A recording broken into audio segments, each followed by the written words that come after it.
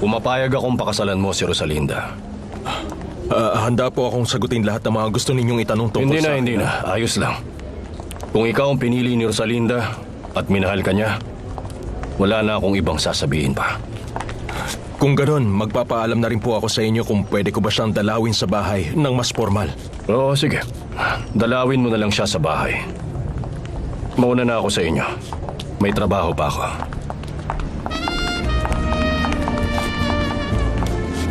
Hindi man lang niya tinanong ang pangalan ko. Kakaiba lang ang ikinikilos niya ngayon. Hindi bali na.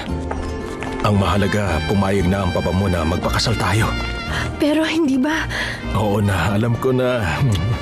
Naintindihan ko. Hintayin natin ang tamang panahon. Kapag handa ka na.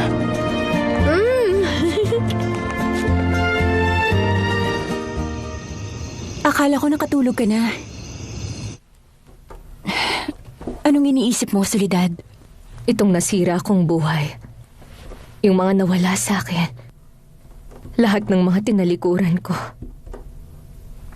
Ang daming magagandang bagay na hindi ko man lang naranasan. Hay nako kaibigan, alam naman nating masaklap talaga ang makulong dito. Pero ang totoo, ginusto natin to. Ibahin mo ko, Clarita. Hindi ako.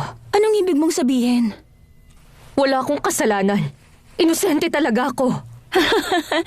Ay, Soledad, ano ba? Ba't gusto mong paniwalaing santa ka kahit pareho lang tayo? Wala akong dahilan para magsinungaling sa'yo. Inosente ako. Kung lahat sila maniniwala sa sinasabi natin, wala nang laman itong kulungan. Maniwala ka, hindi ko yun ginawa. Hindi ako ang bumaril at pumatay sa lalaking yon.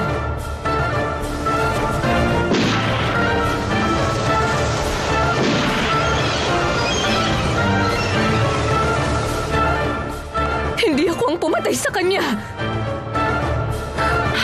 Nananadya talaga ang pagkakataon. Romero! Katulad ng apelido ng mamamatay tao na yon. Aakyat na ako sa kwarto ko. Ang aga pa. Pakinggan mo na muna ang kwento ko. Pasensya na, Valeria, pero hindi ko gustong pinag-uusapan At natin. bakit naman? Masakit sa akin kung paano mamatahin yung kawawang babae. At bakit ka naman masasaktan doon sa sinabi ko? Hindi mo naman siya kilala. May nakilala akong kagaya niya. Isang babaeng nagmahal. Isang babaeng gustong proteksyonan ang taong minamahal niya. At sino naman yon? Mula nang kwenta pang pag-usapan siya.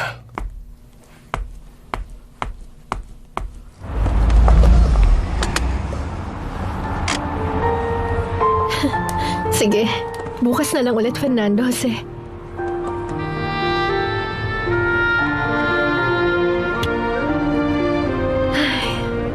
Okay ka na ba? Oo. Siya nga pala.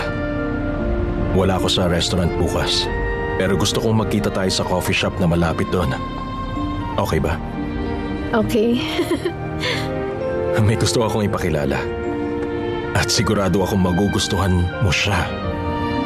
Oo, sige. Ito yung isa ko pang sorpresa. Ang dami mo namang sorpresa.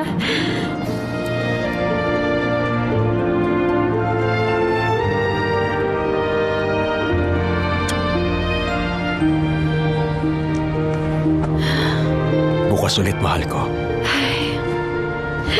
Kita tayo bukas. Tama na nga. Aalis na ako, ha? Bye-bye. Mag-iingat ka.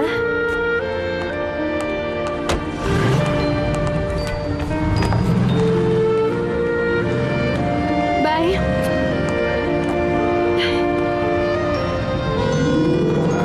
Mga walang delikadesa! Dito pa talaga naghalikan sa tapat yung dalawa. Sinong tinutukoy niyo? Si Rosalinda at yung boyfriend niya naghalikan sa loob ng kotse.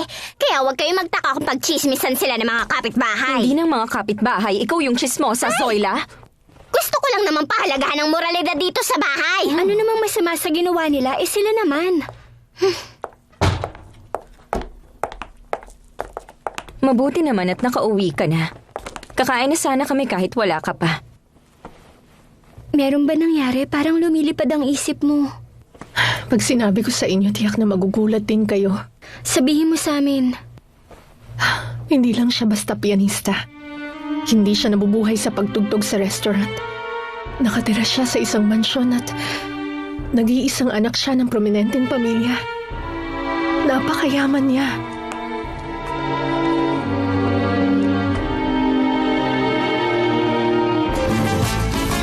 Rosalinda, Rosalinda.